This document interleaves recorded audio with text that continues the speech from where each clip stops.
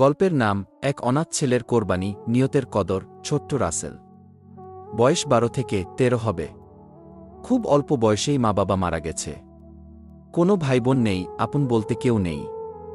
মামা তাকে আশ্রয় দিলেও সেটা আশ্রয়ের চেয়ে বেশি ছিল বোঝা টেনে নেওয়া।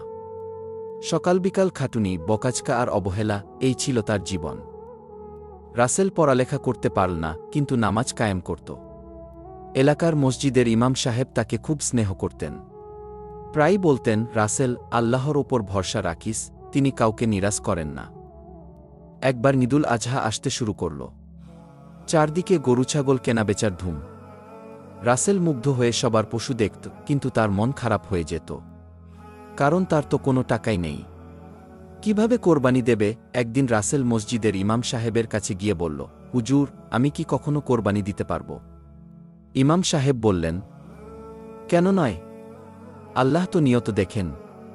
তুই চেষ্টা কর, যদি তোর আন্তরিকতা থাকে, আল্লাহ নিশ্চয় রাস্তা করে দেবেন।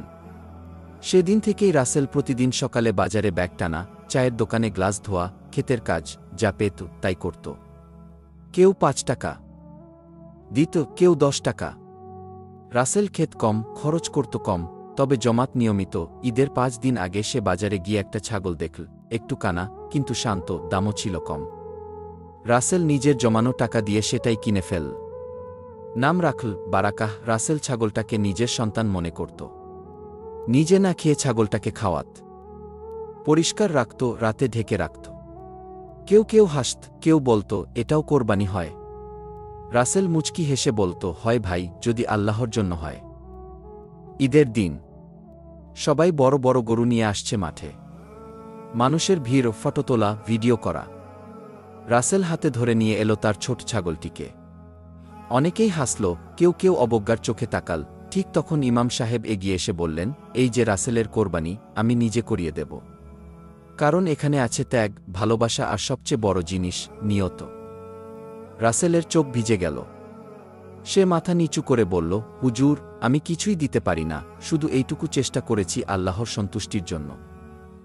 ইমাম সাহেব বললেন, তোর এই কোরবানি অনেক বড় বড় গরুর চেয়েও বেশি ওজনদার হবে আল্লাহর দরবারে। রাসেল নিজ হাতে কোরবানি করল, তারপর নিজের ভাগের মাংস গরিবদের দিয়ে দিল। সে জানে, কোরবানি শুধু মাংস খাওয়ার নাম না, এটা আত্মত্যাগের নাম। গল্পের শিক্ষা, কোরবানির অর্থ শুধু পশু জবাই না। কোরবানি হল নিজের ভালোবাসা, চাওয়া পাওয়ার কিছু অংশ আল্লাহর সন্তুষ্টির জন্য ত্যাগ করা।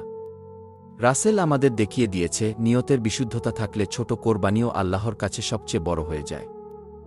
আমাদের ভিডিওটি ভালো লাগলে অবশ্যই চ্যানেলটি সাবস্ক্রাইব করে পাশেই থাকবেন।